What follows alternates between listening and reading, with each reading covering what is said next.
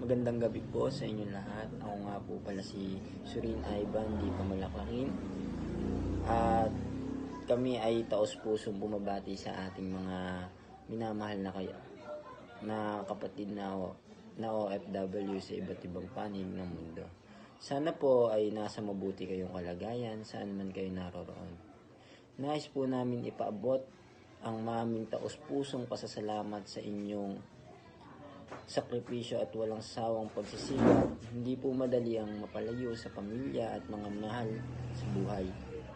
Ngunit pinili niyong magtiis para sa kinabukasan ng inyong pamilya at ang ating bayan.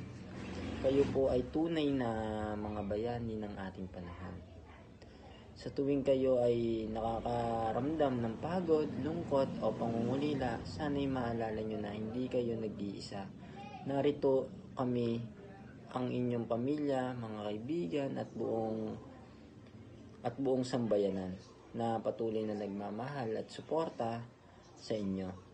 Patuloy po kayong maging matatag, mag-ingat palagi at huwag kalimutang alagaan ng inyong kalusugan, pisikal man, emosyonal at spiritual. Naway magsilbing lakas ang inyong mga pangarap at mga pagmamahal ng inyong laban sa buhay.